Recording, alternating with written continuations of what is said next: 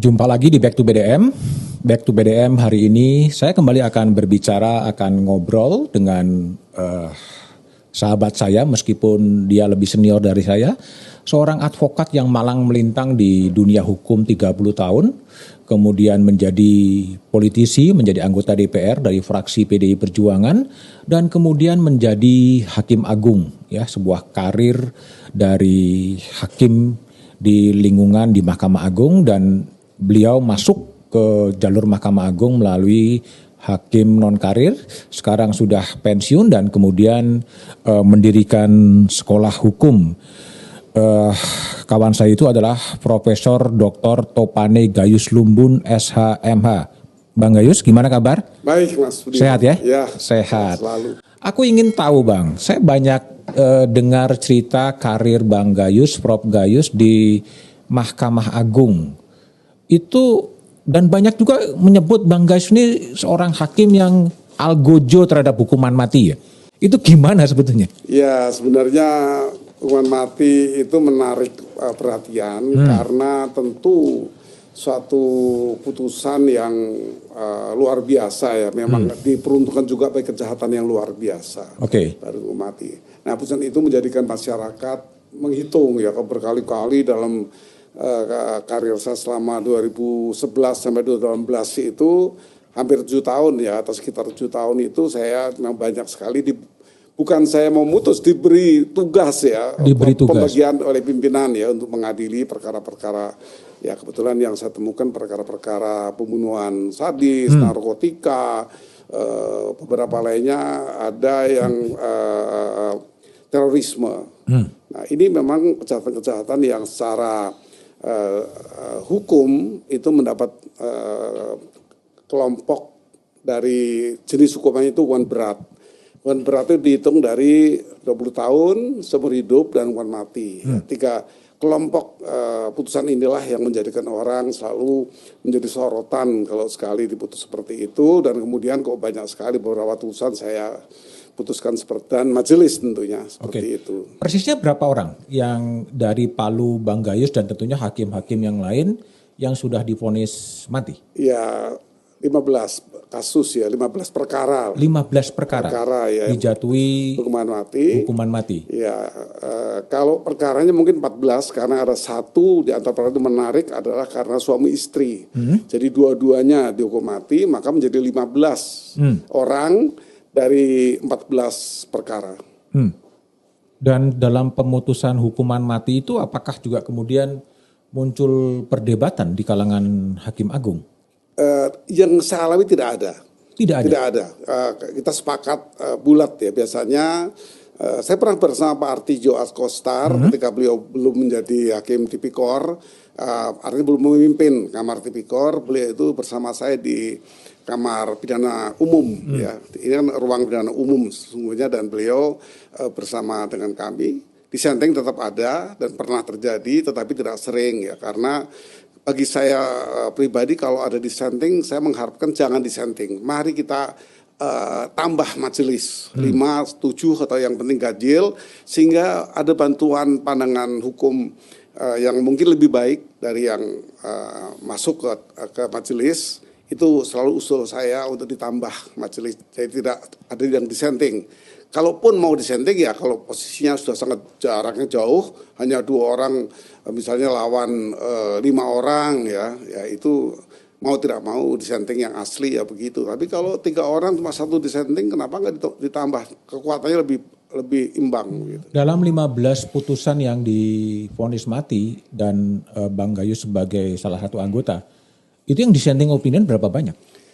Saya hanya melihat 1 ya, tapi juga dissenting itu timbul setelah putusan malah, sehingga dissenting muncul setelah putusan. Iya, karena posisinya tetap sama ya, hanya dissentingnya itu kalau saya lebih memandang sebagai concurring ya, bukan dissenting, karena kalau concurring itu yang beda hanya pandangan-pandangan saja, tapi strafmatnya atau hukumannya itu sama sebenarnya. Jadi kita, wah ini sebenarnya, nah begitu. Kalau sudah sebenarnya berbeda pandangan, saya anggap itu concurring. Itu satu kali saja. Tidak ada perdebatan gitu antara hukuman mati atau hukuman seumur hidup terhadap terdakwa, karena kan apapun hukuman mati masih menjadi kontroversi sebetulnya. Iya, pernah terjadi ketika kasus pembunuhan seorang wanita dengan diseret dan hancur dari muka sampai ke bawah itu, dissentingnya berbeda-beda 3 orang. Yang satu 20 tahun, yang satu seumur hidup. Dan saya melihat ini pembunuhan sadis ya, yang takut diulangi orang lain atau dia sendiri karena masih muda, umurnya baru 3 bulan. Tersangka ini atau terdakwa ini baru 30-an, 32 tidak salah. Berpotensi kalau dia dihukum 20 tahun ya akan ada pengurangan dan bisa jadi nanti melakukan lagi. Karena kesadisannya ini nggak dapat dibayangkan. Dia ini mengatakan bahwa dia melakukan itu jambret, ya, merampas gitu. Tapi kenapa kalau jambret itu membekali dirinya dengan golok yang besar dan dibacokkan itu muka ke kepala. Nah, jadi saya berpikir ini memang sudah sadis, kejiwaan yang sudah sulit untuk diberi solusi untuk kesempatan lain untuk berubah. Kami sepakat, tapi sepakatnya berbeda-beda. Tetap bukan berat, tetapi ada yang 20 tahun, ada yang 15 tahun, dan saya memutuskan ini hukuman mati. Jadinya hukumannya berapa? Mati. Hukuman mati juga? Ya. Hukuman. Nah, ketika Bang Gayus dan teman-teman tentunya memutuskan hukuman mati, ada nggak sih kemudian suara hati yang mengatakan, dan apa persiapan batin untuk seorang hakim agung mengetok bahwa si terdakwa ini harus jatuh hukuman mati? Putusan ini seringkali tidak pernah dalam 1-2 kali musyawarah hakim. Selalu lebih dari 5 kali. Ya, kita mau menyaring kembali, menggunakan pemikiran seperti apa yang saya baca dari gagasan Immanuel Kant. Ya. Immanuel Kant itu hidup di abad ke-18, 1724 tepatnya. Dia menulis sebuah buku yang disebut sebagai The Science of Right. Hak, ilmu tentang hak. Terus hak hidup. Ditulis di situ. Nah, tapi Immanuel Kant menyebutkan sudah selayaknya kalau orang itu memfitnah orang, ya dia difitnah. Kalau dia membunuh orang, if he kill another, kill himself. Artinya dia ya setimpal, semua itu seimbang. Kalau dia bunuh orang, dibunuh. Itu menurut hak, ilmu tentang hak. The right, the science of right. Itu di buku itu terus begitu. Jadi kita hampir terpengaruh juga, ya bagaimana korban memikirkan keluarganya. Yang di Bandung itu korbannya bernama Sofia Yofi. Dialah tulang punggung keluarga untuk mencari uang, bekerja sebagai analis di sebuah lembaga keuangan. Dari situ dia menghidupi semua keluarganya sebagai anak perempuan terkecil. Nah, bagaimana perasaan kehilangan ini dari keluarga itu? Nah, kita tidak mundur kepada masa lalu. Hukuman mati ada sebalas dendam di zaman Nabi Musa juga begitu. Apalagi di kekaisaran Nero misalnya. Nero tuh dikasih ke binatang buas malah. Disiksa dulu. Nah, kita tidak demikian kan. Kita mungkin sudah arah modern. Tapi hak orang itu mesti diperhatikan dengan baik. Hak korban itu semestinya juga diperhatikan. KUHP kita itu kan sekarang berlaku ini 575 pasal. Hak yang diperhatikan itu cuma 3-4 pasal itu. Jadi kita selalu menekankan pada pelaku ya, sebenarnya hak itu gak diperhatikan. Hak itu tentu harus diperhatikan lebih mendalam ya, yang betul-betul ini serius untuk dianggap sebagai satu perbuatan yang menghilangkan rasa dimiliki oleh orang lain ya, keluarganya, dan bahkan sebaliknya kalau itu zaman masa lalu, balas dendam itu sebagai konsep masa lalu untuk menghukum orang dengan berat begitu. Tetapi di masa sekarang kan ada yang perkembangan kejahatan juga yang mencegah. Jadi deterrent effect bagi saya pikiran lebih tepat untuk tidak orang mengulangi atau orang lain melakukan hal yang sama. Sekarang yang lagi ramai dan juga lagi kontroversi adalah vonis Majelis Hakim Tinggi Bandung. Soal kasusnya Heri Wirawan yang melakukan pemerkosaan terhadap 13 santri yang juga kemudian divonis mati oleh hakim banding. Bang Gayus setuju dengan itu? Saya akan mengatakan bahwa perbuatan ini memang sudah luar biasa ya, kejahatan yang merampas hak asasi orang yang sangat luar biasa dalam keadaan terpaksa. Kadang-kadang kan hal itu dilakukan itu tidak semata-mata karena merampas begitu saja, tentu dengan berbagai apa yang diinginkan. Jadi kalau konsep hukum pidana yang awal itu kan willen and weten sebenarnya. Dia punya will, ini bahasa Belanda ya, bahasa Inggrisnya willingly and knowingly. Dia sadar dan dia sebenarnya bisa tentu tidak melakukan. Artinya dia hanya ingin dia punya kebebasan untuk melakukan free will. Dia lupa bahwa free act-nya itu yang berdampak sangat luas. Action-nya itu yang keinginan untuk berbuat itu yang sebenarnya menimbulkan kejahatan dan kesengsaraan orang lain. Ada juga kekhawatiran dari kelompok-kelompok yang anti hukuman mati, mengatakan bahwa hakim bisa salah. Hakim bisa salah dalam menjatuhkan putusan, dan ketika vonis mati kemudian dijatuhkan dan kemudian terbukti, katakanlah ada bukti-bukti baru, ketika eksekusi sudah dikerjakan, nggak ada ruang lagi untuk kemudian mengkoreksi putusan. Sistem hukum kita atau tata keadilan itu cukup lengkap ya. Itu kan ada proses banding, ada proses kasasi, ada proses PK yang waktunya juga tidak lama, ada lagi gerasi. Nah itu juga sebenarnya koreksi-koreksi dari putusan yang dianggap atau dikhawatirkan untuk salah. Memang itu bisa terjadi, manusiawi bisa terjadi, tapi itu kecil sekali. Bahkan di zaman Romawi saya membaca kisah itu, nama korbannya, nama pelaku itu sama dengan saya, Gaius. Nah dia ini dihukum mati karena perbuatan yang dianggap ketika itu masuk hukum mati. Kebetulan kaisar atau keluarga kaisar ketemu di pasar, maka ini bagaimana? Tetap dihukum mati. Hakimnya dihukum mati, kemudian algojonya dihukum mati. Jadi satu perbuatan itu menjadikan 4 orang dihukum mati. Terdakwa, hakimnya, kemudian algojo, dan yang menangkap. Dianggap salah semua. Nah kesalahan yang dikhawatirkan itu di zaman Romawi pernah ada satu masalah seperti itu. Ada satu sejarah yang kaisar mengambil sikap, ya sudah yang salah bunuh semua sekalian. Seperti itu. Tapi itu kan zaman dulu ya, di zaman yang lebih civilized, yang lebih beradab gitu. Apakah kemungkinan juga terjadinya peradilan sesat dan kemudian sudah dihukum mati, dan apakah tidak ada kemudian perasaan bersalah atau apapun? Bagi saya untuk hukuman mati di era sekarang belum ditemukan ada kesalahan seperti itu karena berjenjangnya proses koreksi dari putusan di awal ya. Kemudian kalaupun ada masalah narkotika Mary Jane nggak tidak salah. Ya. Mary Jane juga dihukum mati tapi ternyata negara meminta untuk ditunda hukumannya karena di sana masih ada perkara. Cuma itu saja. Sengkon dan Karta bukan hukuman mati. Jadi kalau ditemukan masih oke untuk negara bisa memulihkan dan sebagainya. Tapi gimana dengan sebuah pendapat bahwa hukuman mati ini menghilangkan hak orang untuk hidup? Sebetulnya?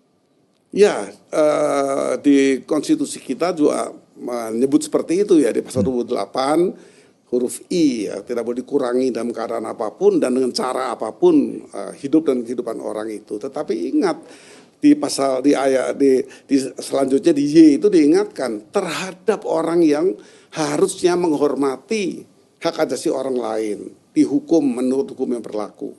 Nah, hukuman mati itu pasti melekat sebagai hukum positif itu di semua pelanggaran ya, ada narkotika, ada lagi malah makar juga pembunuhan berencana, kemudian yang lain-lain ya narkotika dan terorisme, kemudian korupsi itu dimungkinkan, belum dilakukan oleh hakim baru seumur hidup, itu pun baru 2 putusan yang saya lihat.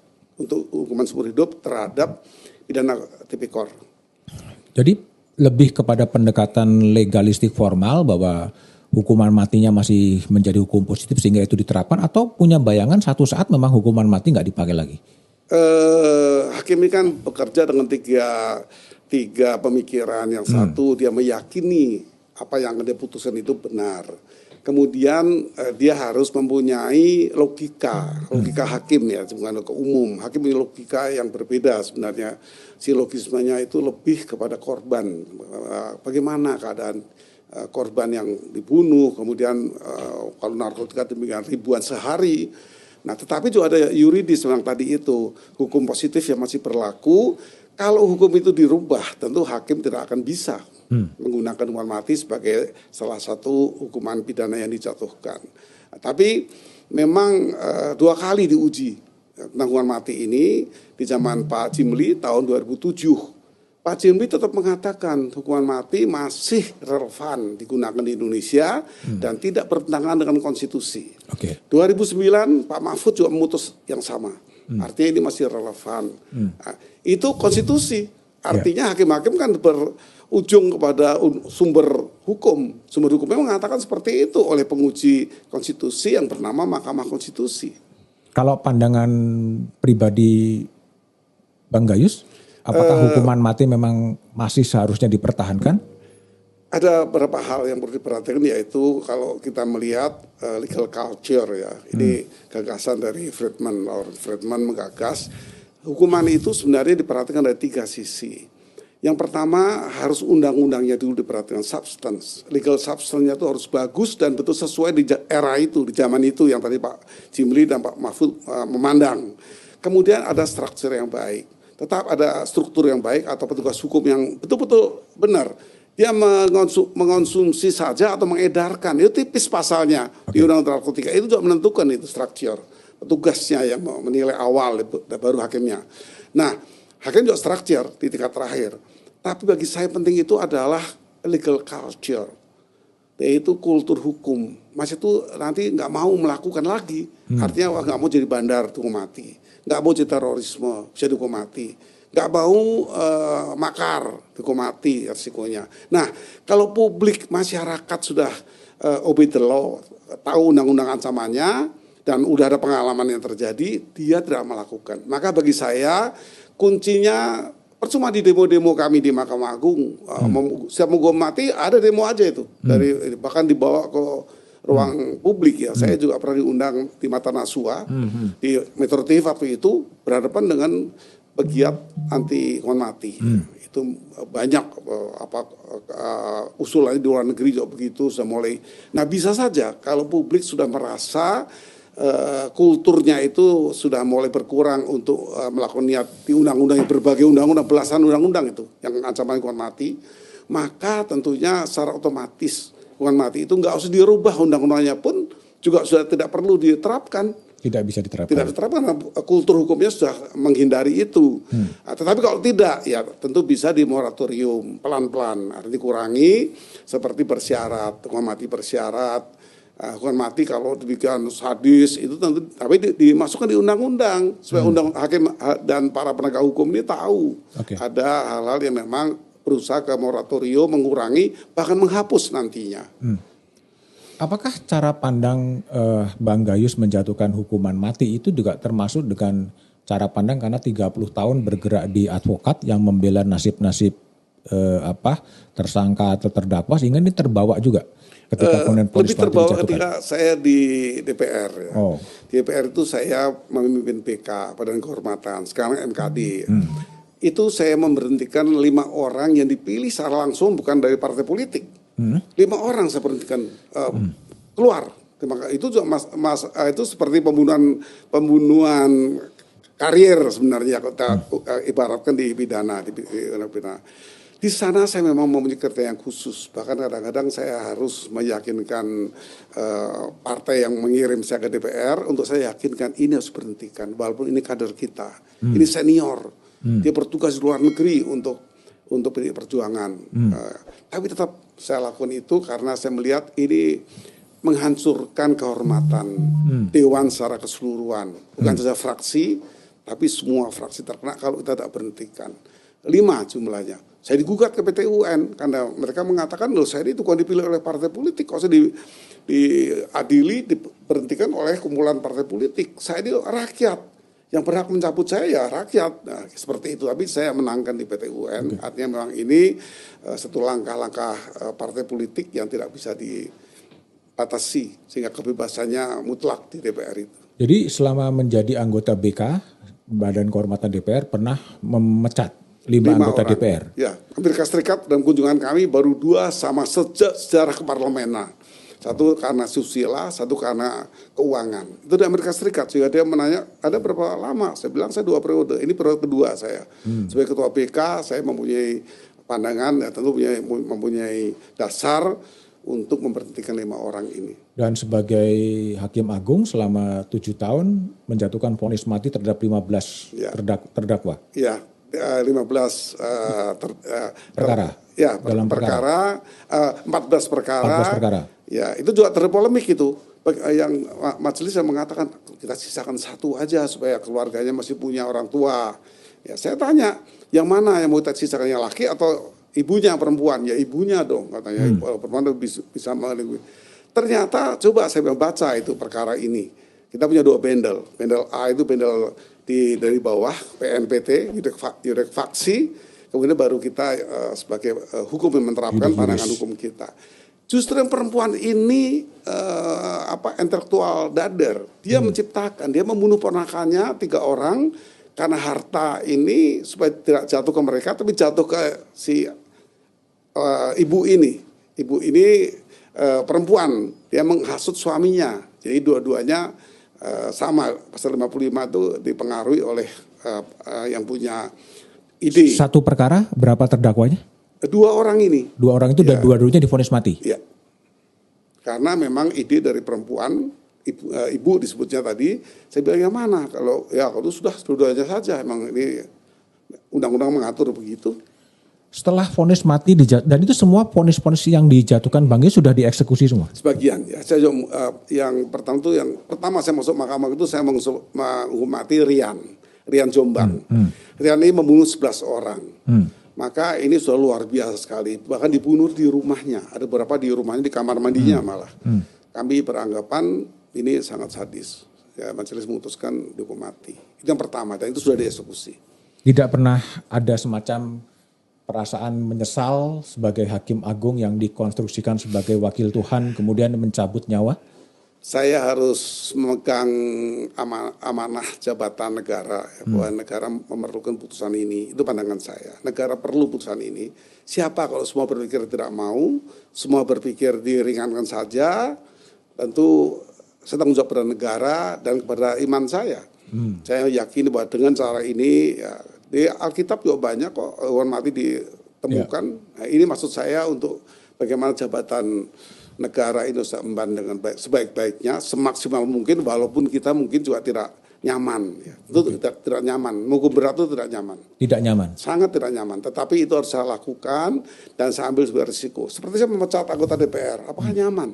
Ketemu temannya setiap di DPR selama sekian 5 tahun jabatan saya, ya saya hadapi.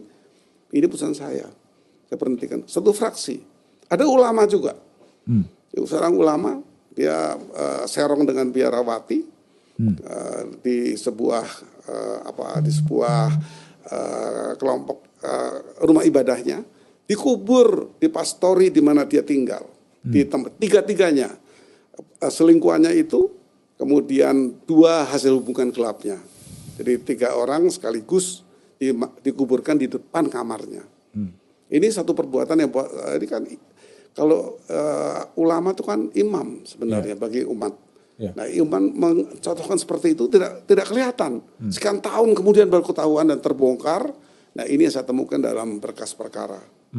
Tapi apakah kemudian hukuman mati ini juga bisa memperbaiki keadaan terhadap kriminalitas, terhadap apapun juga? Tidak selalu. Tetapi kalau saya berpikir terbalik, contrario-nya, hukum berat saja masih berkembang, narkotika misalnya, apalagi tidak ada hukuman yang berat, mereka nggak takut.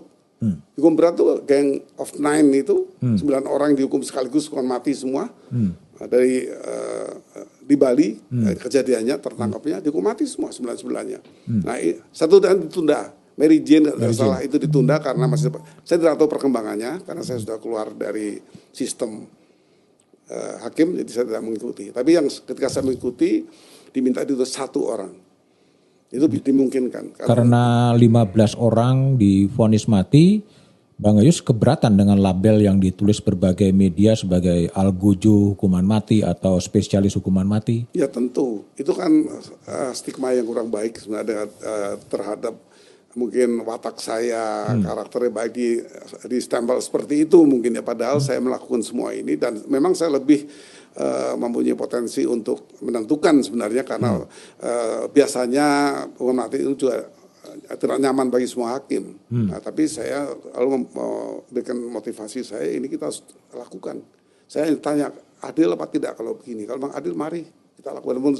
Walaupun saya ketika salah satu tidak pernah menjadi pimpinan, tetap saja kita kan hakim tidak punya pimpinan. Di fungsinya tidak pernah, di fungsional kami tidak punya pimpinan. Masing-masing mempunyai hak yang sama, mempunyai keyakinan yang sama. Kalau kemudian selama menjadi advokat pernah nggak membela kasus-kasus yang pembunuhan? Sering sekali. Kalau kita ingat perkara Nyobengseng, itu judi ya? Ya tokoh sebenarnya dia Ira Matara, pengusaha musik ya. Saya koordinator. Saya koordinator perkara ini ya, karena memang terdakwa menunjuk saya. Dari ada OCK Ligis itu, ada Ruhut juga anggota tim itu. Kemudian ya kita seringkali membahas. Kemudian ya kita memperjuangkan semaksimal mungkin. Nyobengseng dituntut apa? Mati. Terus Bang Gayus posisi waktu itu sebagai pembela gimana? Saya menang karena memang dalam beberapa hal itu terdakwanya kan ada dua, ada Opio, ada Engsan, kalau kita ingat Hasan ya.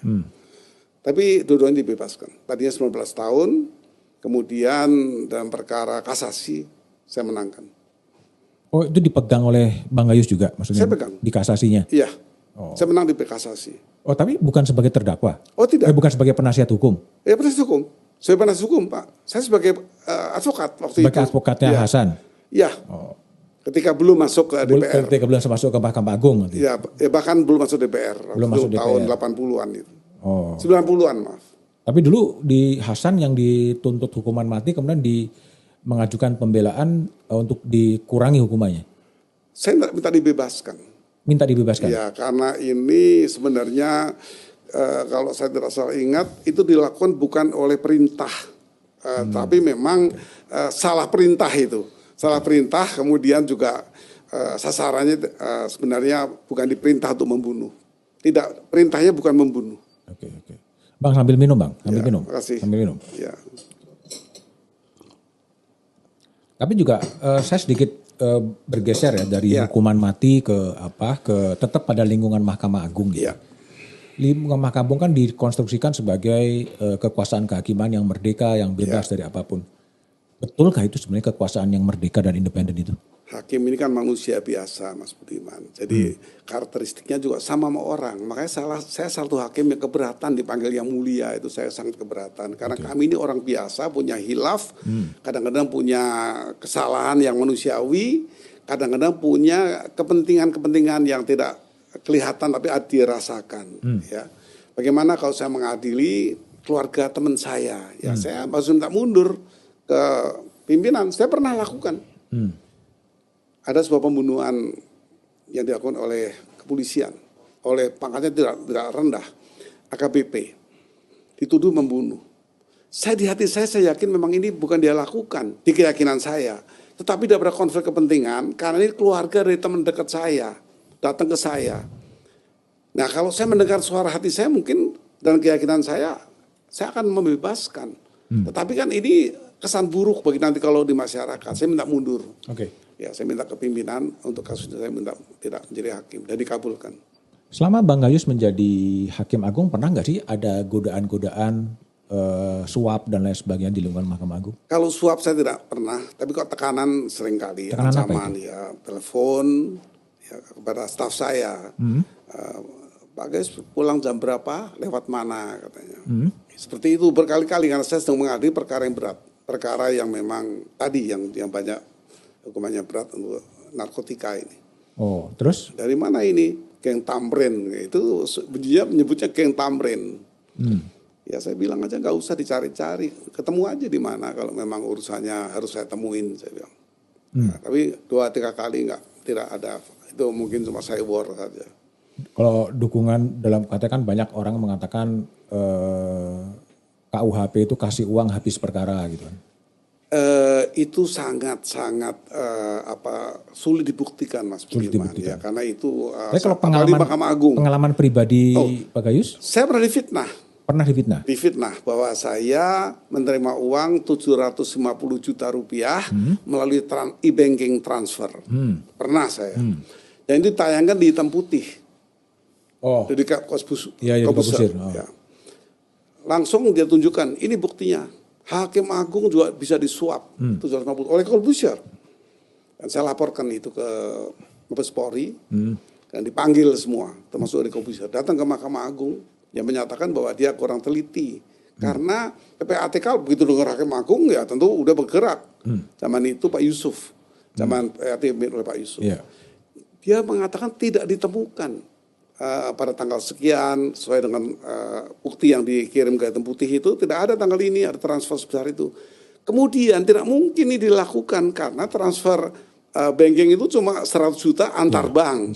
Di luar bank 50 juta dari mana ya itu faktanya seperti itu. Kemudian ini artis berkelahi sama artis. Dua-duanya saya hukum masuk di tingkat pertama percobaan, artinya tidak perlu masuk penjara. Di putusan saya kenakan langsung masuk 1,5 tahun dan 1 tahun 3 bulan. Dua-duanya masuk karena perkelahian antar artis, ditonton banyak orang, dijadikan film kemudian.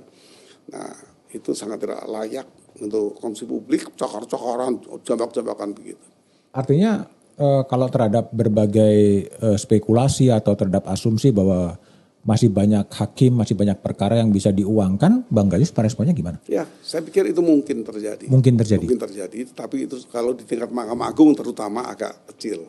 Agak kecil di Mahkamah Agung, apalagi dengan vulgar, terang-terangan atau datang saya dilarang, ketemu kita juga kita tidak boleh ketemu tamu. Jelas ditempel di tiap ruangan saya. Mungkin datang Hakim Agung cuma saya mencopot itu. Mencopot larangan itu karena saya mempunyai silahkan saya dihukum berat kalau nanti terbukti larangan ini saya langgar. Jadi datang ke tempat teman-teman advokat biasanya. Tapi lama habis. Sama datang ya, Bang, ini saya minta dibantu. Ya, apa perkaranya? Mas ini kok saya nggak salah, klien saya nggak salah. Ya tinggal aja saya baca. Nanti kembali lagi minggu depan. Jadi dia boleh masuk karena saya memang izinkan masuk. Sorry nggak bisa ini, saya bilang ini biarkan kami aja nanti hakim-hakim yang putus. Kebetulan saya hakimnya. Setelah itu masuk kebetulan, ya saya bilang maaf saja, nggak bisa. Itu sering kali. Tapi akhirnya hilang, nggak ada lagi. Teman-teman ya advokat kan memang itu wilayah saya ketika itu kan teman-teman saya sangat. Saya juga pimpinan IKADIN, saya wakil ketua umum di IKADIN. Kalau dunia peradvokatan gimana sekarang ini? Oh kalau advokat yang sekarang saya tahu itu tertib sekali. Tertib. Untuk masalah profesionalnya tertib sekali. Karena sekarang keputusan terakhir baru bulan lalu itu karena pada tunggalnya 1 sekarang. Peradinya Pak Oto Hasibuan. Itu putusan MA itu. Memang memutuskan memang sudah harus kembali kepada undang-undang. Undang-undang advokat dan nomor 18 tahun 2003 itu tegas. Advokat dikenal hanya 1 terdiri dari 8. Oke. Bang, jadi kan Bang Gayus ini kan pernah berada di advokat, menjadi anggota DPR sebagai legislator yang membuat hukum, kemudian pernah berada di Mahkamah Agung yang menggunakan hukum itu. Apa yang membedakan ketiga profesi itu? Berkait-kaitan sebenarnya, sangat berkaitan. Ketika saya menjadi advokat, saya pengguna undang-undang. Ya, saya memperhatikan semangat undang-undang, di mana lemahnya itu saya sangat tahu. Saya 30 tahun lebih, ya sekitar 32 tahun, 82 saya sebagai asisten advokat di kantornya Viji Abraham senior yang membentuk Pradi ketika itu, dia almarhum. Kemudian saya tertarik menjadi legislator pembuat undang-undang. Nah, saya merasakan sekali di sana. Saya mempunyai, termasuk anggota yang terbanyak di pansus membuat undang-undang ya. Saya selama hampir 10 tahun itu 130-an undang-undang. Termasuk berbagai undang-undang ya, sebut saja pornografi dan porno aksi itu diantara, lalu lintas itu saya membidani di anggota pansus. Nah saya hanya ingin tahu kan di sana ada naskah akademik, ada yang lain, saya ingin pandangan seperti itu dan itu saya lalui semua ya sebagai anggota legislasi dan saya juga menjaga kehormatan anggota sebagai ketua BK. Kemudian saya tertarik sekali ketika ada kemungkinan saya masuk Mahkamah Agung sebagai pemutus. Jadi itu berkait-kaitan. Yang pertama pengguna, kemudian sebagai pembentuk undang-undang yang nanti akan Enak mana? Menjadi advokat, menjadi anggota DPR atau jadi hakim agung? tentu kalau kebebasan ada di advokat. Advokat itu lebih bebas, kemudian tidak langsung ada organisasi. Kalau dari sisi penghasilan? Juga advokat. Advokat lebih enak. Tapi kenapa milih menjadi anggota DPR? Nah, itu pilihan ya, itu pilihan yang sangat. Saya sering tanya malah ke teman-teman saya sebelum bisa masuk DPR. Pak Tom saya melarang, udah ngapain katanya, udah udah punya profesi yang baik, kata punya kantor yang cukup baik, punya klien yang banyak dan banyak orang asing. Di klien saya waktu itu masih Korea dan Jepang, yang punya karakter klien yang berbeda-beda juga. Ada yang harus menang. Terus kemudian masuk Mahkamah Agung. Ya, nah itu berbeda. Itu Mahkamah Agung saya memang tujuan semua ahli hukum itu tentu menjadi hakim agung di semua negara. Menjadi justice itu tentu tujuan dari semua lawyer. Oke. Ya, jadi saya memang. Kalau penghasilan gede mana? Advokat, DPR, sama Hakim Agung? Hakim Agung tidak kecil. Hakim Agung tuh hidup yang normal, lebih dari cukup. Berapa besar sih? 100 juta lebih saya. 100 juta lebih sebulan? Satu bulan. Ya, kehidupan saya paling 30 juta, 35 sampai 40. 100 juta. Kalau di DPR? DPR 70 waktu itu. Oh, gede Hakim Agung? Iya, jauh. Sebelum ketika dua kali itu, saya masuk pertama kecil sekali. 25 juta, sepertiga dari penghasilan saya di DPR. Hanya lebih banyak jaminan sosial, kesehatan, rumahnya mewah dan bagus, baru waktu tahun saya pertama masuk Mahkamah Agung, kendaraannya juga disiapkan. Kemudian yang berbeda, tak terlalu berbeda itu dalam pergaulan. Kita terpisah, sepertinya kita mempunyai posisi yang lebih baik lah sebagai Hakim Agung itu dipandang seperti itu. Jadi motivasi Bang Gayus ke Hakim Agung sebenarnya apa? Keadilan. Karena itu tadi. Memberi keadilan. Saya ingin menerapkan keadilan saya untuk etika berubah menjadi hukum. Kalau di DPR ya etika, maksimal itu pemberhentian. Itu belum pernah ada sejarah keparlemenan kita memecat anggota dari kita sebelum merdeka dan hari ini. Sampai hari ini tidak ada pemberhentian anggota dewan. Padahal kalau saya perhatikan, kalau di zaman saya sekarang ini saya berhentikan. Oke. Kita geser Bang ya ke sedikit ribut atau gaduh ya soal perpanjangan masa jabatan presiden. Ya. Kemudian presiden sendiri kemarin berpidato memerintahkan kepada para menterinya untuk kemudian tidak lagi mewacanakan soal perpanjangan masa jabatan atau penundaan pemilu ataupun amandemen konstitusi. Ya. Kenapa presiden harus menginstruksikan itu kepada para menterinya sebetulnya? Kalau hanya gaduh, kalau ini pertanyaannya, kalau hanya gaduh itu kan tidak masuk substansi mau atau tidak mau. Oke. Ya. Kalau presiden mengatakan bahwa negara hukum ini harus merujuk kepada konstitusi. Di konstitusi memang tidak dimungkinkan, bahkan semua negara di dunia. Banyak negara-negara yang tidak lebih dari 2 kali, sebagian besar. Mungkin negara kecil yang bisa. Nah, kalau itu yang diartikan kan berarti kalau ada perubahan konstitusi, hanya pasal 37 yang mengamanatkan tidak boleh disentuh untuk di amandemen ya mengenai NKRI, yang lain kan boleh. Nah, kalau itu yang diambil pemikiran bahwa konstitusi bisa direvisi, dirubah, bisa. Kenapa tidak? Ya. Tapi malah saya berpikir presiden itu sudah sangat baik ya. Dia tidak memilih untuk diperpanjang. Pertama juga janganlah saya cari muka untuk mau saya diperpanjang. Kalau saja kita memang mau memandang positif presiden ini masih diperlukan ya karena sebuah kepentingan dari sosok presiden kita ini. Kenapa tidak dengan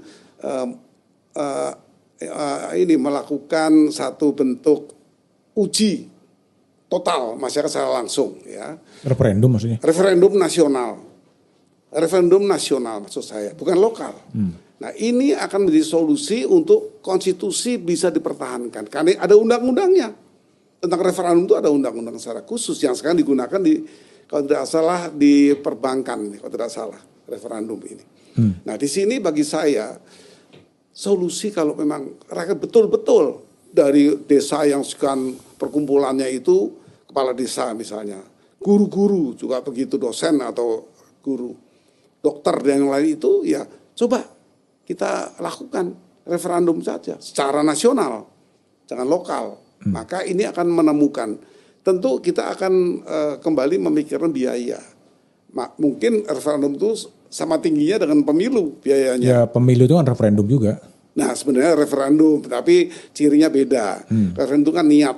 Niat. Kalau itu juga itu pemilih kalau pemilu kan. Itu pemilih. referendum untuk apakah konstitusi diubah atau enggak gitu maksudnya? Tidak.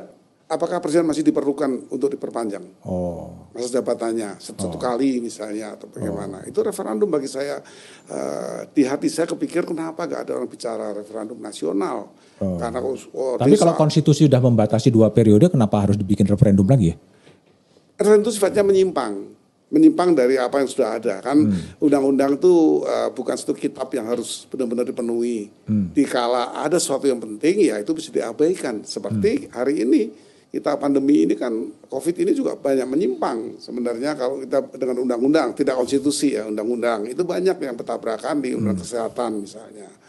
Dipaksa harus vaksin. Apakah vaksin itu hak atau kewajiban? Itu juga salah satu kebebasan yang diambil. Tapi kan tidak masalah, diperlukan semua setuju. Nah ini buktinya ketika orang dipaksa untuk vaksin, nggak boleh kemana-mana, tidak boleh bepergian, orang mau. Kenapa? Karena memang seperti itu. Nah ini dibuat satu referendum, apakah wacana untuk presiden menambah masa jabatan itu betul-betul diperlukan oleh semua kalangan. Ya kita lakukan. Itu kalau memang ukurannya adalah mekanisme yang sesuai dengan undang-undang. Karena kita punya undang-undang. Oke. Sedikit bergeser lagi Bang. Bang Gayus kan cukup punya pengalaman ya. Tadi saya bilang 30 tahun di advokat, lalu kemudian menjadi anggota DPR selama 10 tahun, 2 periode, dan kemudian menjadi hakim agung. Di dunia akademis pun meraih guru besar ya. Saya ingin tanya, apa sih menurut observasi Bang Gayus, Profesor Gayus, terhadap masalah yang paling hakiki di bangsa Indonesia itu sebenarnya apa? Ya, kalau saya ukur bagaimana semua bangsa itu mentaati undang-undang atau aturan ya. Hukum itu sudah living law itu memang sudah living, undang-undang tidak selalu living memang. Tapi memang negara kita ini memang multi etnis, multi kedaerahan dan sebagainya, kultur kita ini memang susah. Karena kalau saya melihat kita mau menyatukan aturan saja, aturan seringkali diuji. Perda itu banyak sekali yang tidak bisa diikuti dan Mahkamah Agung membatalkan. Saya ikut membatalkan ketika saya mendapat tugas untuk melakukan hak uji materi, ya, paling tidak sebagai anggota panel, anggota hakim pidana yang dipanelkan masuk untuk ikut memberi dukungan. Nah, di situ saya merasakan sebenarnya kita perlu membatasi. Berapa lama sih kita akan merubah bangsa ini untuk mentaati hukum? Karena negara hukum harus mentaati hukum. Salah satu itu prinsipnya itu. Artinya apakah memang salah satu masalah yang ada di bangsa Indonesia menurut Prof. Gayus adalah ketaatan orang pada hukum? The law, ya. Singapura itu telah diteliti ternyata berbagai etnis juga di sana. Paling ada 3 etnis. Itu mereka bisa diatur dengan baik sampai hari ini kita lihat di Singapura jauh lebih baik dibanding negara Asia lainnya di luar Jepang ya. Itu dia perlu 50 tahun untuk menata sehingga sampai hari ini. 50 tahun menurut survei itu. Jepang itu karena kulturnya kuat, adatnya kuat dan dia homogen, dia cuma satu. Itu 100 tahun malah. Merubah semua tata cara yang dianggap harus menjadi hukum yang modern. Dari pemberian-pemberian itu kita anggap upeti, kalau mereka kehormatan memberi itu. Nah seperti itu, merubah mindset itu memang perlu waktu. Kita harus pastikan negara harus ada satu konsep jangka panjang, jangka menengah, dan jangka pendek sebenarnya. Jadi esensinya adalah ketaatan pada hukum itu sebagai salah satu masalah yang dihadapi oleh bangsa ini. Karena kita negara hukum. Oke. Yang kedua, kalau menurut Bang Gayus gitu, negara mana sih di luar Indonesia yang memang menjadi negara yang ideal dalam perspektifnya Profesor Gayus? Kalau kultur yang sama dengan Indonesia, berbagai etnis yang ada di negara itu ya Singapura. Singapura itu demikian akur, mereka saling mentaati hukum ya. Dia bisa memilih presiden yang dari bangsa lain. Hari ini orang Minangkabau itu, orang keturunan Minang yang belum lama di Singapura dipercaya oleh presiden. Artinya kepala negara, kepala pemerintahnya tetap PM, Perdana Menteri, kepala pemerintahan. Tapi kepala negara kan lebih luas lingkupnya. Itu dipercaya ya etnis mana saja. Nah, bisa diangkat memimpin karena apa? Mereka sudah satu kultur dalam hukum. Mereka sangat tahu hiu up itu seperti apa, ngantri itu di mana. Itu semua. Bahkan kalau kita mencuri kesempatan lari, supir taksinya nggak mau. Dia yang nggak mau. Oh maaf, Bapak baru yang belakang didulukan. Itu sangat mentaati hukum. Meludah, membuang sampah $500 itu tinggi sekali. Nah, seperti itu. Kalau dari sisi pemimpin atau leader baik di dalam negeri maupun di luar negeri yang mendekati gambaran ideal Bang Gayus, siapa kalau di dalam negeri? Saya tetap mengatakan Pak Jokowi itu ideal. Kenapa Pak Jokowi itu ideal? Pak Jokowi itu lebih banyak tidak represif dalam semua tindakannya. Pak Jokowi mengendahulukan meeting of mind. Dia lebih banyak untuk menyatukan pikiran. Itu bagi saya konsepnya Pak Jokowi ini, termasuk bagaimana dia mempunyai konsep yang terbaik bagi saya adalah kata-kata Pak Jokowi mengatakan kalau kita tidak bisa ekspansi dalam suatu masalah, mari kita konsolidasi. Itu sangat indah buat saya sebagai kepala negara. Sangat santun dan sangat responsif. Dia merespon maunya rakyat seperti ini, dia rubah. Dia jadikan apa? Aturannya. Saya bicara aturan ya dalam hal ini. Beliau mengatakan seperti itu. Ketika Omnibus Law ditolak pun dia mengatakan, ini konsep yang saya gagas untuk kalau kita tidak bisa ekspansi, tidak bisa lebih dari yang seharusnya, mari kita konsolidasi. Itu kalimat itu saya temukan. Kalau di luar negeri? Ya yang lama-lama ya. Kalau saya negaranya sebut saya Amerika, ya tentu saya justru ketika perang-perang saudara di Amerika itu banyak kita temukan itu ahli-ahli kenegaraan yang betul-betul negarawan ya. Kalau kita bicara level pimpinan negara kan harus negarawan, tidak sektoral kepentingannya. Dia harus secara umum, dia sadar bahwa negara ini terdiri dari etnis banyak. Terus Amerika Serikat ada beberapa kan, tidak mungkin seperti sebut saja Belanda, Jerman, itu kan satu memang. Rusia juga masih ada beberapa. Jadi untuk negara yang multi etnis, bagi saya itu menggunakan pendekatannya tidak boleh represif. Karena nanti saling bersinggung dan saling mengelompok. Nah pengelompokan ini yang berbahaya. Kalau sudah mengelompok ya sudah tidak murni negara secara utuh. Ya, kita rasakan hari-hari ini. Ekonomi penyebabnya, apapun penyebabnya, maka menjadikan tidak keutuhan. Indonesia 100 tahun. Indonesia 2045. Saya ingin tahu, mimpi seorang Gayus Lumbun ketika Republik ini berusia 100 tahun seperti apa? Ya, 100 tahun memang satu dekade yang cukup lama ya, 10 dekade berarti itu sudah harus berperubahan. Kalau saya berangkat dari Bung Karno mengimpikan negara Indonesia menjadi negara besar, setingkat negara lain. Beliau juga dihormati di banyak negara besar, Amerika, Uni Soviet ketika itu sangat menghormati Bung Karno. Karena apa? Karena banyak gagasan-gagasan yang membangun negara sendiri dan negara internasional. Bung Karno itu menyebut Taman Sari. Dunia internasional sebagai Taman Sari. Artinya seluruh taman yang lengkap bunga-bunganya itu di situ. Nah kita harus mendukung. Itu juga ada di konstitusi kita ketika kita pertama BPU PKI menggagas itu tidak hanya di Indonesia kita bangun. Dunia internasional kita bangun. Nah, Bung Karno juga berani keluar dari PBB ketika itu untuk berapa lama. Itu juga satu contoh. Bahwa memang harus dipimpin oleh pemimpin yang memang negarawan. Kalau gambaran Indonesia di 2045 jadi seperti apa? Kalau dulu kan kita merdeka dengan penuh kekurangan. Pangan, sandang itu memang sangat menderita sekali. Apalagi pegawai negeri ketika itu, TNI itu sangat, hari ini kan terbalik.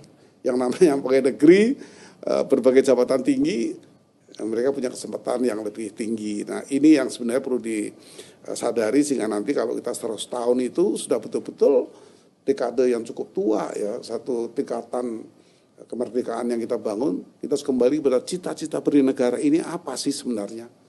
Kita mendirikan negara ini untuk apa, pendahulu-pendahulu kita itu saja sebenarnya. Bang Gayus optimis dengan Indonesia 2045 yang katanya akan masuk pada jajaran negara-negara besar. Kalau kita dipimpin oleh seorang negarawan yang menyadari bahwa kultur kita ini multikultur Indonesia diperjuangkan sama-sama, seperti harga bensin cita-cita ini ketika Pak Jokowi awal. harus sama sampai ke Papua, harus sama harganya. Itu salah satu konsep bahwa negara yang multikultur, multi etnis ini harus disatukan sehingga mereka tidak merasa ditinggalkan. Saya menghormati itu. Jadi beberapa pikiran hanya mungkin kalau saya mengatakan pendukung-pendukungnya, karena presiden tidak pernah sendiri. Presidensial ini kan sifatnya memang kelompok. Nah, satu orang tidak mungkin bisa mengalahkan kelompoknya sendiri kalau dia tidak kuat. Seorang negarawan perlu didukung oleh pendukungnya yang juga sama karakternya membangun negara. Banyak orang-orang yang mengatakan ketika orang mencari negarawan di Indonesia adalah mencari yang nggak ada. Saya menggunakan konsep conditio sine qua non ya. Konsep mengatakan tidak pernah ada akibat tanpa sebab. Itu menjadi terkenal ketika kopi beracun yang tidak ada buktinya, tapi hakim bisa menghukum 20 tahun perkara kopi beracun. Itu mengerti teori ini. Bahkan diungkapkan oleh kepala penyidik, Krisnamukti. Memang ini saya menahan orang yang tidak ada dasarnya. Tapi dengan teori ini artinya apa? Kita harus mengenal sebab akibat. Sebab apa kita sudah 70 tahun lebih dari 80 tahun menjelang nanti 100 tahun akibatnya seperti ini, apa sebabnya? Jadi kita mesti mencari sebab itu, Mas. Artinya betul sinyalemen bahwa nggak ada negarawan di negeri ini. Oh tidak, justru ada karena ada akibatnya. Berarti ada sebabnya. Sebabnya harus lebih baik daripada akibat yang timbul seperti hari ini. Kita mundur sekali hari ini. Utang kita lebih besar sekali. Ini bukan salahnya seorang presiden, bukan. Ini dari beberapa presiden menurun sampai hari ini itu beban yang kumulatif, sangat kumulatif itu. Nggak bisa kita katakan ini sekarang utang sekian titik, nggak bisa. Nah itu kita cari akar masalah sebabnya, karena ini akibat. Kalau Indonesia 2024, pemimpin seperti apa yang cocok untuk membawa Indonesia sukses menuju Indonesia 2045? Kalau Pak Jokowi mempunyai pembantu-pembantu yang ideal, bukan seperti yang hari ini yang kita temukan saya masuk penjara, menteri masuk penjara, tidak satu. Tidak ada yang itu, saya masih yakin Pak Jokowi masih mampu menghantar kita ke yang lain. Yang saya catat adalah pembantu-pembantu presiden. Loh, beliaunya kan habis 20 Oktober 2024. Iya, tapi kalau ini kan kita kalau ditanyakan kalau saya ingin punya tetap Pak Jokowi dengan catatan. Dievaluasi para pembantu yang baik. Kalau penggantinya Pak Jokowi, karakter pemimpin seperti apa? Tentu saya tidak bisa menyebut nama orang, tapi kira-kira ya yang sekarakter dengan Pak Jokowi, negarawan yang ya sekarakter orangnya. Kalau Pak Jokowi tidak bisa lagi memang konstitusi begitu, dengan catatan tadi dia harus punya pembantu-pembantu yang kita lihat akibat hari ini dievaluasi, yang bagus dipilah, yang tidak bagus dibuang. Bang Gayus, terima kasih telah ngobrol di Back to BDM. Jadi silahkan bagi pemirsa yang mau tidak sependapat, mau sependapat dengan pandangan Profesor Dr. Gayus Lumbun bisa memberikan komentar di kolom komentar. Thank you, Bang. Terima kasih, Mas. Terima kasih. Ya.